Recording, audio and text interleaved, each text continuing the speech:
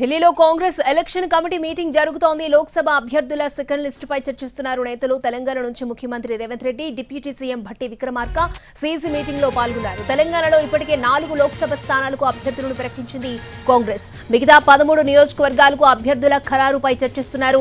రాష్ట్రాల వారీగా అభ్యర్థులను ఖరారు చేస్తోంది కాంగ్రెస్ ఎలక్షన్ కమిటీ.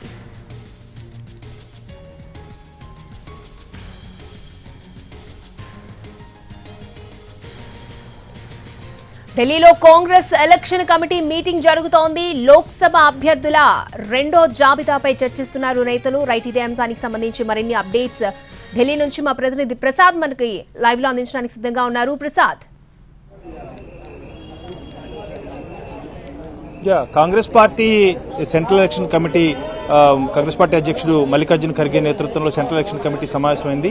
ఈ సమావేశంలో అనేక రాష్ట్రాలకు సంబంధించినటువంటి అభ్యర్థులకు సంబంధించి ఈరోజు ఖరారు చేయబోతున్నారు. ప్రధానంగా తెలంగాణతో సహా కర్ణాటక, సిక్కిము, తమిళనాడు, మధ్యప్రదేశ్, ఛత్తీస్గఢ్ లాంటి రాష్ట్రాలకు సంబంధించినటువంటి లోక్సభ అభ్యర్థులను ఈరోజు ఖరారు చేయబోతున్నారు. అదేవిధంగా తెలంగాణ సంబంధించి మరి కాసేపట్లో ప్రారంభమయ్యే అవకాశం ఉంది. ముందుగా మాత్రం ఇప్పుడే కొద్ది నిమిషాల క్రితమే కర్ణాటక ముఖ్యమంత్రి సిద్ధరామయ్య ఈ సమావేశంలో పాల్గొనేందుకు బెంగళూరు నుంచి రావడం జరిగింది. ఆ తర్వాత ఉప ముఖ్యమంత్రి డీకే శివకుమార్ కూడా ఇప్పుడు సమావేశంలో పాల్గొన్నారు. ఇప్పుడు ముందుగా కర్ణాటక లోక్సభ అభ్యర్థులను ఖరారు చేస్తారు. ఆ తర్వాత తెలంగాణ చెందినటువంటి మిగిలిన 13 లోక్సభ స్థానాల అభ్యర్థులను కూడా ఈరోజే ఖరారు కొనుంది. దాదాపు మెజారిటీ స్థానాలకు ఈరోజు ఖరారయ్యే అవకాశం ఉన్నట్టుగా తెలిసింది. ప్రధానంగా కొన్ని నియోజకవర్గాలకు సంబంధించి కొంత సంక్లిష్టత ఏర్పడింది. ఖమ్మము, అదేవిధంగా ఆదిలాబాదు లోక్సభ నియోజకవర్గాలతో పాటు 3 ఎస్సీ స్థానాలు, నాగర్ కర్నూలు, అదేవిధంగా వరంగల్, పెద్దపల్లి, ఈ 3 స్థానాలకు సంబంధించి ఎస్సీ అభ్యర్థులు ఎంపికలో కొంత సందిగ్ధత ఉంది. దీనికి సంబంధించి ఇప్పటికే సోనియా గాంధీతో నిన్న కలిసినటువంటి సమావేశంలో ముఖ్యమంత్రి అన్ని అంశాలను కూడా చర్చించడం జరిగింది. అదేవిధంగా ఆమె నుంచి కొన్ని సూచనలు కూడా తీసుకోవడం కూడా జరిగింది.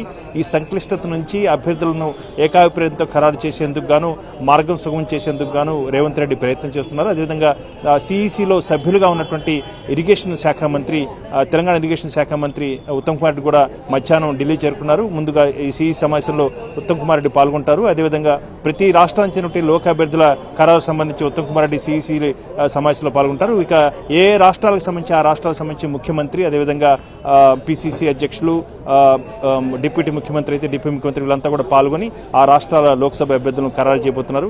తెలంగాణకు సంబంధించి అతి త్వరలోనే, అంటే ఈ రోజు సాధ్యమైనంత వరకు ఎక్కువ మెజార్టీ స్థానాలకు సంబంధించి అభ్యర్థులను ఖరారు చేసే అవకాశం ఉంది.